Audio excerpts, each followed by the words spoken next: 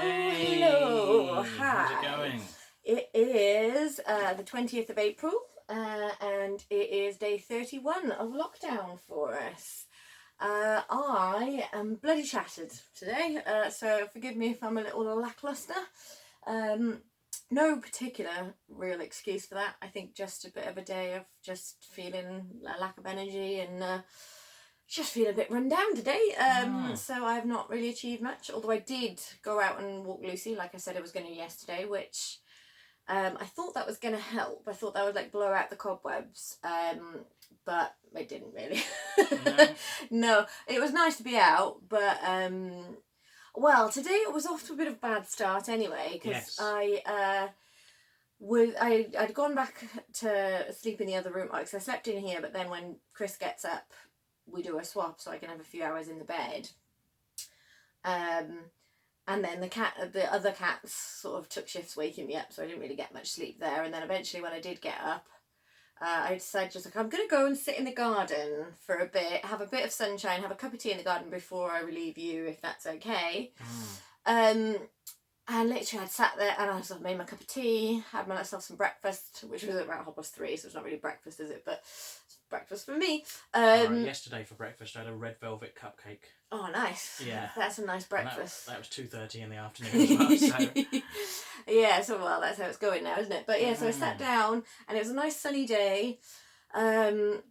And I was probably out there, I'd sat down and I had sort of it wasn't a minute, it was about 30 to 45 seconds of and then the crappy music wanker came back and started playing terrible, this time it was like quite sleazy R&B, with the like bass turned right up, and it was kind of like water torture, because what he was actually doing, whoever this was, would play a crap song and then it would go silent for like a minute, 2 minutes, and then he'd play another song, and then there'd be a minute. So it'd be just enough time in between them for you to start going, oh, okay, maybe he's gone. And then another crap song would start up. And so I was in a bit of a mad mood then, because I was like, this is like literally my first time being able to get any outside time in several days. So that was making me grumpy. And then while I was sat there, what would normally be a really lovely and heartwarming sight, like a little bubble started coming and landing over the fence. But somebody had pointed out on Facebook, there was like a little meme that's doing the rounds, and just said, lovely, bubbles, little floating blisters of plague. And I was just like, oh, yeah, if someone has actually just like got one of the bubble blowers and he's just going, then that's just carrying little pockets of their possibly infected breath. Yeah. As far as the wind will take it. Bubbles now are basically biological warfare. The neighbours have declared war. Yeah. Because like if they're using a bubble machine or something, then that's kind of fine. But yeah, I was just thinking like, we don't know, obviously no you wouldn't, way of and I could hear kids playing, and I sort of imagine like you've got to keep the kids entertained. But actually, that is literally like, if you're blowing into that is your breath, which is going to have droplets of... Who was it called, a little blisters of plague? Was that Ellen or Alan? No, I don't think so. I think it was just like a meme that's been copied and shared. Alright, well let's say that is the sort of thing that Ellen or Alan would say. Yeah. Because she often has a very good word with words, phrase. Doesn't she? So yeah. Yeah. But yeah, and so, but then sort of saw that, and then I was just like, oh God, right, yeah, okay, fine. And then I just didn't have much energy today. I wasn't feeling it. Yeah. That when people play music far too loud, it's never music that you want to. No, never. Like, you might not be in the mood for music, but like if I went outside and suddenly someone was playing... Yeah, if this is a song you're like, oh, I like this song. And it's quite nice when that happens. Like Wizard. I'd be like, well, you don't hear that every day. I'm not sure I'd be entirely happy. See My Baby Jive on a Sunday afternoon. I'd be alright with that. Or I don't know what else. Like Vienna by... No, that would annoy me too. It means nothing to me. But I think I probably would have preferred it if it had been songs that I'd recognised, because you can sort of at least then kind of like hum it to yourself. Well, I'd recognise Vienna. Yeah. But these I didn't recognise them, because the other day I went out there. I don't think I mentioned it in the blog, but I went out there and it was a different neighbour because it was coming from a different direction. But they had Kiss FM on really loud with the bass really high, and that was pissing me off, because it's just like, it's not like we can go anywhere else, so we're all getting a little bit of respite outside in the garden, and it just doesn't need to be at that volume. And yeah, I was getting quite curmudgeonly about all of that. So then I came back in, and you'd been on cat duty in here for quite a long time at that point. So I was like, oh, do you want me to sort of take over from you? You were having a nice chat with your family, actually. But then after that, I was like, do you want to take over? And you were relatively happy in here. So I was like, oh, well, I'll walk the dog now then, and then I'll come in and take over, and you can just have the evening to yourself then. And I thought walking the dog would make me feel better, but Lucy was quite badly behaved.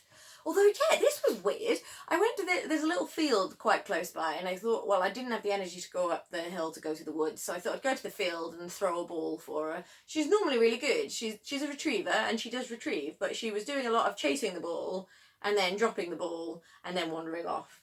So I was doing a lot of then going around and looking roughly for the ball. But at one point, she ran away to get the ball, and she did pick it up, and she sort of tripped and dropped it, and then picked it up again, and then came back towards me. But what she had actually picked up instead of the ball the second time was a chicken egg. Like a whole unbroken egg. And it was in the middle of a field, and I have no idea why. That was bizarre. But I sort of, you can't tell whether they're cooked or not, can you? So it's sort of like going, kind of feels raw, but I don't know, I'm not going to break it. But that was very weird. Why would there be just an egg in the middle of a field? I was looking around for chickens, to be honest, but there were no chickens, so it was, and it was cold. So I was optimistic. I know. Well, I thought maybe some people have chickens in their gardens, and I thought, well, maybe a chicken could have gone up into a tree and maybe the chicken is lobbing eggs over the head. Well, eggs do an fence. Amazing thing, actually, and because they're laid by chickens, and obviously they're meant to drop, they don't tend to break if they fall from a relative height onto grass. So if a chicken had been in a garden and had roosted in a tree, so I was thinking maybe somebody's got chickens, but I didn't know what to do with the egg, so I just left it. But Lucy was quite annoyed for me to take it off her. Oh, also she found a bone and I took that off her. I think she was punishing me. She went, as soon as we got there, she found but it was cooked, and it was already like quite sharp looking. It like cut in a sort of angle, and she was very pleased with that. And I took that off her. So yeah, it's my fault really. It's like, you prick. I'm a prick, yeah. But then so the walk, I didn't enjoy it. It was like there were lots of people out. The traffic on the road was quite busy, and that was sort of bugged me. I was just like, where are you all going? What are you doing? Stay home. We have to stay home. Why should anyone else? Yeah, and I think basically today, the upshot is I'm feeling a bit cooped up and a bit fed up, and just little things today have irked me. So sort of just very little things that I would normally not have to think about. Just I have to think about. So sort of just like, oh, I need to pop to the loo, or oh, actually, like for example, when you were in the bath, Totem then comes and starts nagging, and so normally I would just get up and then go and feed him, but I can't because I can't leave Poppet, so he's just nagging, and I'm like, well, I can't do anything about it because Chris is in the bath and I've got to keep an eye on Poppet, so I actually lured him in here to try and sort of appease him, and then he just hissed at Poppet and buggered off, so I don't know what that was about.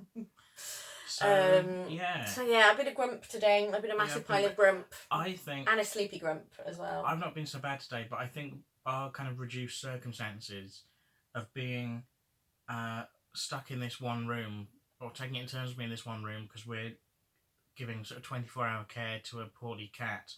I think it's very up and down, like as an experience. And today I kind of made my peace with it for the most part. I was quite happy playing on my Nintendo Switch. I've been feeling a bit bad because I've been aware that I've been grumpy, and you've been sort of making the best of it today, and I feel a bit.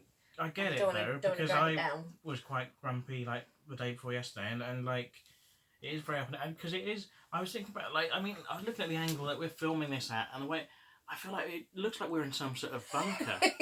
I mean, it feels like we're in some sort of bunker. A bunker with horrendous wallpaper. And I don't know if that's better or worse than the traditional kind of concrete look, but yeah, it does look a bit bunkery. And I don't know how people are watching this at home. I like to imagine that people watch this on their kind of big screen TVs.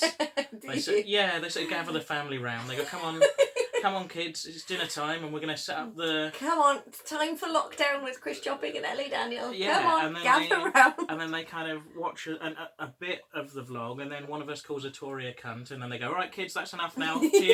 Off to your rooms now. They've gone a bit rude again. That's a shame, isn't it? It's a shame. They're charming. What's that to ruin They're it? a charming couple, but they got potty mouths. It's a shame. It's a shame. What a pair of potty mouth cunts. And it's quite a fleshed out fantasy. Yeah, no, I like it. It's good. I think that's the best. I think you should kind of gather the family around and watch it on your big screen TV. But I realise something. This isn't the best image to kind of have, however big that is. But this also it probably is better when we have it close up to us. But the thing with that is we can't stretch our legs out and it's quite uncomfortable. So this weird, slightly downward bunker look is going to have to be. It's going to have to position to be a bit closer into it. But then I'm sort of straining it. I'm just leaning forward on my back's not very comfortable. Currently I'm in a position where I've got my back pressed against the wall, and I can stretch out my legs. And they are pressed against the one bit of furniture that remains in the room. And we're basically, because it's the smallest room in the house. Mm-hmm. There's not a lot of, and there's sort of a cat lying in the middle of it, and a litter tray. For your reference, it's like a single bed can only fit in one direction here. The room, it can't fit lengthwise, like it can only fit. So you can't really sort of stand up and walk about or move about. We're basically kind of crawling about. Yeah, really. Living our lives sort of about 3 feet off the ground. And like I say, today I've been playing my game, I've been fine, but it does get you down a bit sometimes. Sometimes it can feel a bit claustrophobic. Oh. It feels a little bit like, you know, when you're playing with a small child and they've got like a den or a Wendy house, which is like the perfect size for them, but they want you to get in, and it's all just a bit cramped and uncomfortable and unpleasant. That's a good analogy. That feels kind of quite feels like it is. Our lives now and also the floor's covered in padding, so even if you do sort of get up and walk about, it's not very even, and I'm a bit hyper aware that I might like accidentally trip and stand on the cat or spill the litter tray. So yeah, it's just I'm a bit grumpy today. I'm sick of this shit. Neither of us is tall. I'm not a tall man, but I'm finding it. I feel a little bit big for this space, you know? Yeah, and I could do with being able to open the window, but the window it's only the big window that opens, which Poppet gets designs on. There's a little window, but unfortunately the little window that somebody has saved some pennies when they fit these windows, so the little like panel window at the top doesn't open, and that would be an ideal one to get some air in. You're enjoying your pennies, guys, whoever that was. Is that your dad? No. Okay, good. The windows were done. He doesn't watch these. It's fine. Say what you like about him. In fact, my dad. Actually, Ellie's dad. I've got a bone to pick with you. You are actually quite a nice man. I have no complaints about your dad. No, he's a good egg. Yeah.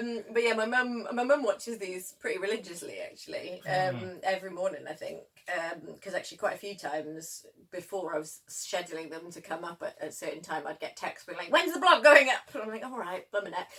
So mum watches these, and then she said about them to my dad, and my dad kind of epitomised my dad by just saying, what did they talk about for half an hour? It was just like, yeah, that's about right. If you put together everything your dad says in a day... It does not total half an hour. No. No way. Although, actually, that probably the only time that's not true is if he's playing with Ari, my niece. He's quite good and chatty with Ari. But yeah, he's not a talker, my dad. But also, I think, slightly baffled at the idea that we would voluntarily choose to sit and talk for half an hour. Got to do something. But actually, I think these blogs are sort of doing really well at giving me a sense of purpose and drive. So I hope you get something out of them, because especially now we're stuck in the cat room. Oh God, yeah. Because it really it's the only thing giving any sort of semblance of shape to our day is that once a day one of us has got to walk a dog. At some point, food needs to be procured from the kitchen, and that happens at any given time. We have no set time for meals at the moment, do we? It's when we're hungry, when one of us isn't sleeping, because if one of us is sleeping then the other one can't be cooking. So I've last time so it somewhat depends on how good Poppet's been over the night, because if she's just slept, then I just sleep, and then I don't need quite as much sleep when I go into the other room. But if she... Because like this morning, she was up at about 8 wanting food, and she didn't really settle. And then the other cats were troublesome once I went to bed, so I didn't actually get like a good stretch of sleep. Which meant then I was in there till quite late, which meant then time had got on and you needed to do stuff. And one of our other cats, disappeared for about 24 hours, and we were a bit worried. Yeah, and then he just walks in bold as brass, and then he comes in. I was starting to get a bit worried about him, but I do realise that actually maybe he had been coming and going, but it just been while we'd been in here and we hadn't seen him. Well, it was nice in the first bit. But I just felt like, that'd be about right. That'd be about right. Like, I had a couple of days of just about getting used to the routine now, and then I'd be like, there'll be something else now. That's my mood today. Is being like, what next? Yeah, what are you coming at me with now, world? Which is suitably curmudgeonly and grumpy. So that's just where I'm at. That's just what's going on. In the first bit of lockdown, it was actually quite nice because obviously the dog was very happy that we were home, but also I think the cats, when we were around, they would kind of all congregate in the same room. Yeah. And we've got like cat trees and beds, and they'd just find them. They wouldn't necessarily be all over us, but they would just notice that they'd happen to be where we were. All sort of hanging out as a pack. And since we've been stuck in this room, obviously it's hard to know exactly what they're doing at any given time, but when we do leave, they're not all around as much. No. I mean, sometimes when we go to bed, one or two of them will then come on to the bed with us, and I think they are. Yeah, I did then have that we're Ford back, and Totem in with me in the day today, which was nice, and Lucy. And I sort of slightly worry that they're sort of going, oh, well, I mean, don't get me wrong, we go out and we feed them and things. They're not being neglected in terms of care, but they're not just hanging out with us as much. They maybe feel like they're being a bit kind of ignored or forgotten about. And you worry with cats, don't you? Because they do have a habit to just go, oh, fine, fuck you then. I'm going to go live with someone else. Yeah, and now I've said this on the vlog, I worry the neighbours will see this and start leaving out treats and try and poach our cats. They're a handful, guys. Particularly Arthur. Arthur went missing, and you don't know what you're taking on. Like, we're well trained with him. He is trouble. He's trouble. Just leave it to the professionals. He's trouble, we know our trouble. He's our trouble, and we love him. Yeah. He's a handful. We're like the Carol Baskin of looking after him. I don't know if that's what I want to say. I don't think we want to say that. But no. we're closer to Carol Baskin than Joe Exotic. Yeah. Oh, yeah, I'd feed you to Arthur. That is not what I was meaning by that. But it's good to know. Good know. No, I wouldn't. So if I Arthur die, might just eat us if we die. People say that, cats, they don't care about you. If they die, they would eat you. If they die. No, if you die, your cat would eat you, people say. Yeah. As if that's supposed to prove anything about anything. If I die, my cat's can have me. Yeah. I'm not using my parts after that. It's the same. It's similar to in an ideal scenario. In a transplant. I would rather maybe I die in a hospital and they can use my organs for good purposes. All right. Well, but if we do die at home, then the organs that can go to people in the hospital, great, and then the rest of me can be packaged up and then given to the cats. That suggests that I've got to feed you. I'm not doing that. Yeah, you can feed me to the cats. I'm not doing that. Why not? Because that's grim. I'll be holding bits of your dead body. Yeah, and feeding them to the cat. And you'd be like, look, that's his hand, look. It's his hand that he used to stroke my hair with. Oh, Babs, I don't like this. No. Cats will love it. Cats would love it. I actually also don't want them to get a taste for it. Like, I might just... So actually, Arthur already, as a way of getting you to feed him, just starts nibbling on you while you're asleep. If he's actually got a taste for human flesh, he might... double down. Yeah, Arthur will kind of come at you with his teeth and claws when you're asleep and he wants to wake you up. Yeah, he doesn't hold back. He just gets the job done. Ford will just be so affectionate, rub his head against your face, start licking your nose, and then if that doesn't work, he'll start licking your lips, which is slightly weird, bit weird. But yeah, he gets quite aggressively affectionate, and he's like all up in your face. But that's a very nice way to wake up. Trouble is, Arthur's way is more effective because you do get up and out of bed a lot quicker. Whereas with Ford, I'm like, oh, this is nice. Yeah, and I even sort of was like, all right, and that's enough of that, and sent him, and he went and sat on top of the wardrobe until I was ready. Oh, he's such a good boy. I got up on it and I gave him a bit of fuss, and then we shouldn't say this. The neighbours might get designs on Ford. You don't want Ford either. He's awful. I love him though. I love him a lot. Don't tell the neighbours, but he's so cute. He's a very good one. Very cute. So we've been we had a whole list of stuff to talk about. And anything, have we? A couple of times in a row, actually, there's been some stuff on a list that we've wanted to mention and then we've run out of time.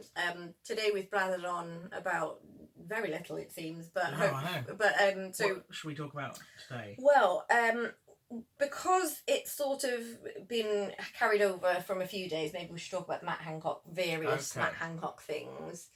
So we've mentioned Matt Hancock a few times, as he is health secretary. You'd imagine that he would come up during a pandemic. Few things that he's sort of done and said over the last few days now. This has sort of been over the last sort of 3 or 4 days. Few things that just, I think, summarise Matt Hancock for you.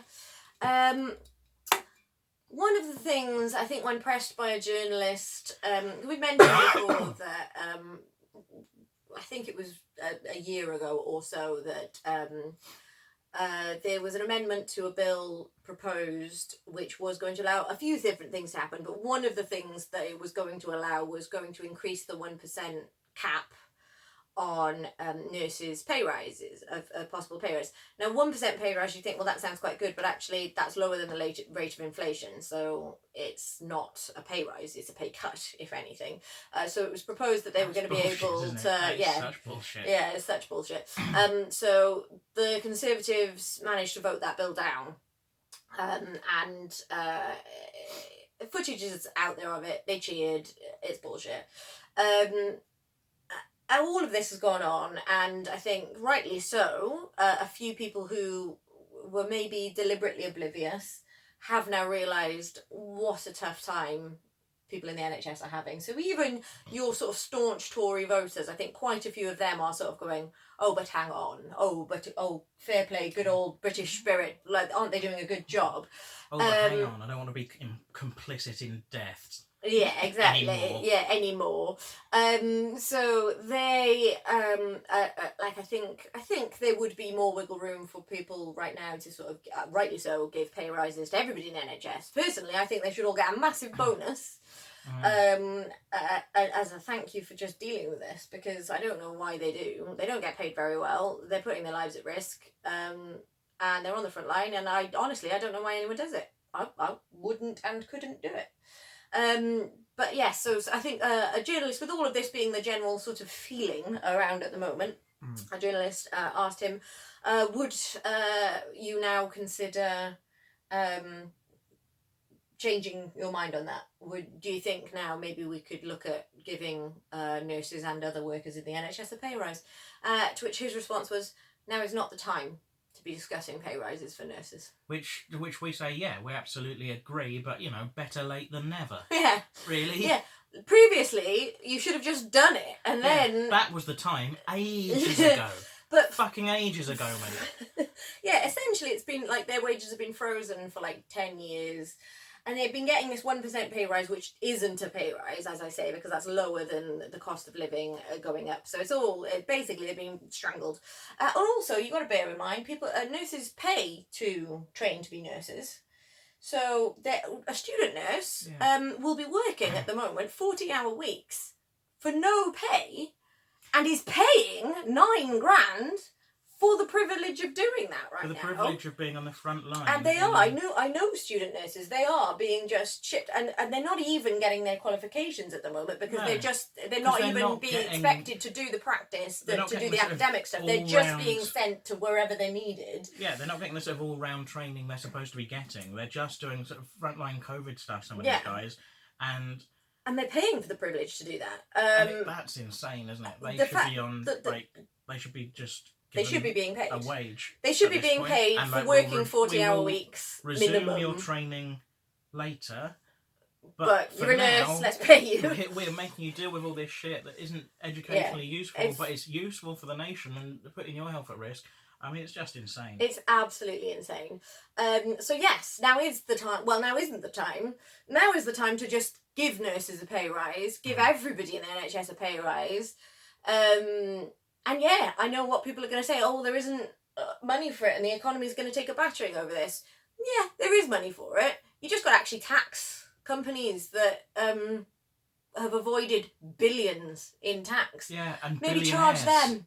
But Denmark have got the right Yeah. idea. I love this, and I think we should go the way of Denmark, although they're a bit more socialist than I think the Brits would be ready for. But they've just said, because they're doing similar thing to us, of sort of payouts to sort of cover businesses and all of that, and obviously there's a lot of government support needed across the world right now to sort of keep businesses afloat. But they've said businesses that are registered in tax havens will not be eligible for any state support. If you are not registered as being based here, then you don't get help here.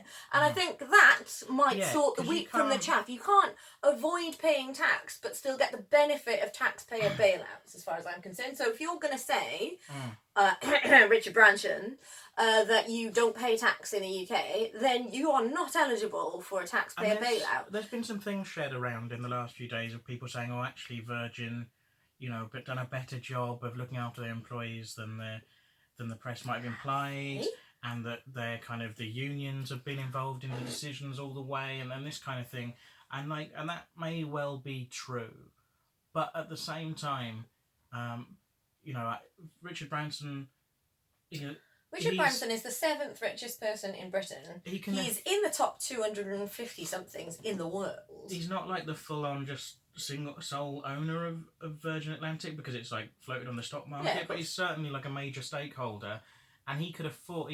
They've been asking. His personal fortune is several billion. They want a £500 million bailout. He could just take that out of his own pocket and still be a billionaire. Oh yeah, comfortably. So you don't get. I'm sorry. And he hasn't paid any tax for over 10 years. 14 years, I think it is. Yeah, because he's living in the Caribbean.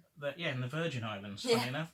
And he also, at one time in the past, sued the NHS. Yeah. And he wants a bailout. Yeah, Fuck that guy. Fuck that guy. Fuck that guy. I sincerely hope that karma fucks that guy. Fuck that guy. Yes. But yeah, as far as I'm concerned, that should be something that should become implemented for all future. If you want help from the government in times like these, you have to be registered in the UK. You have to be paying UK tax. That's the risk that you'd be taking. If you don't pay tax here, you don't get any of the benefits of any taxpayer support. I mean, I would extend that and say, I'm a business owner. I can't register myself in the Cayman Islands and avoid paying tax. I've got to pay my tax. Small businesses and even medium-sized businesses can't avoid tax like that. But then big companies like Virgin and Amazon and Google can, just because they owe so much in tax, basically get to sort of have a chat and negotiate how much they're willing to pay. And I was like, no, this is the rate. Yeah, that's what you pay. Surely. Pay it all, you. But you're only taxed on your profits, so it's not like it's gonna damage the company or gonna mean that they can't grow or progress. That's billions in profits, and basically, I don't know why we stand for it. And this is another thing that I'm getting really fucked off with. Right, it's wonderful that people are doing charity fundraisers for the NHS, because it's heartwarming, it's lovely, and it's a nice thing to do, and I think it gives people a sense that they are helping, and fine, fair enough, but the NHS isn't a charity. We all already pay into the NHS with national insurance, which every single one of us paid any kind of wage pays into the NHS. The government are supposed to put that money into the NHS. Yeah. They haven't been. They've been strangling it, and then if we get into the habit of going, it's okay, we'll all club together, and because people talked about replacing children in need with an NHS fundraiser, and I'm like, no, we're already fundraising for the NHS by working. You don't. It's not a charity. We've done our bit. If you work and you pay your taxes, you've done your bit. I'm getting so angry. You shouldn't have to. I'm glad that it's nice that people are. Well, no, if you have done it to an NHS charity cause, we're not trying to denigrate that. No, I get why people want to do it. It's lovely. And they do need the money right now, so that's lovely, but you shouldn't have to do that. And someone on my Facebook was saying that Captain Tom Moore was talking about his fundraiser that's raised over 20 million. It's 25. Over 25 now. Fantastic, and well done to him. But this guy on my Facebook, he was pointing out that Sir Philip Green has got like 5 billion quid. He's still only like the 30th richest man in the UK or something like that. But he's absolutely minted, and and yet we're relying on people like little Captain- 99-year-old Captain Tom pensioners Moore, to do little fundraisers. and not looking to people like Philip Green. And I can see what he's getting at, but then having said that, Sir Philip Green probably has a much bigger garden, doesn't he? So it would take him a be long time to do hard laps for in him his to- garden. yeah, he probably can't do as many laps in a month, but still, he should probably get on it though. Raise it, do some sort of fundraising. Put your finger out, Phil. Come on, Phil. But What yeah, around your garden? Also, people like that, lockdown doesn't matter to them because they're already billionaires, so they're comfortable. But so much of their money comes from investment, and that just carries on making you money. Yeah. When you're not doing anything, so you can comfortably sit in lockdown and still keep generating money. One thing, I saw this and I loved it. It was hilarious. We don't actually have a lot of time, so I'll have to be a bit quick about it. But rich people, it was a thing, like super rich people now, people who have staff in their house, are really struggling because obviously they can't have staff in their house at the moment. And it was a butler it was a butlers union that said about this, so that we are talking super rich now, but we're saying for the first time they've had to learn how to iron their clothes and things, and you're just like, oh boo, poor diddums. oh, you having trouble? Do you need to cook your own food and you idiots, you wash just wear your them own unironed clothes? like I always do. They've probably got enough clothes that they could just keep Probably. wearing clothes until Probably lockdown is fine. over. Is And it- just throw them out afterwards. Yeah, fine. You've probably got enough if you've Order got a some more fucking off butler. Amazon. If you can't afford your butler anymore. Anyway, That's probably us. we've got to go. coming up I've got time. a new wrestling article out, Oh, so check I'll- that out. I will We'll link put to the- it, but we'll yes. talk about it more tomorrow. But All I will right, put it in the link. share and enjoy that. If that's your sort of thing. All right. Sorry, yes, No, right. that's fine. We've So, got more. got Didn't stuff. even get through all the No, Matt Hancock again. stuff, did we? No, we Blinking didn't. heck. Right. So look out, Matt Hancock. You're getting burned tomorrow. Yeah, boo, Matt Hancock, Boo, Matt Hancock, boo. boo.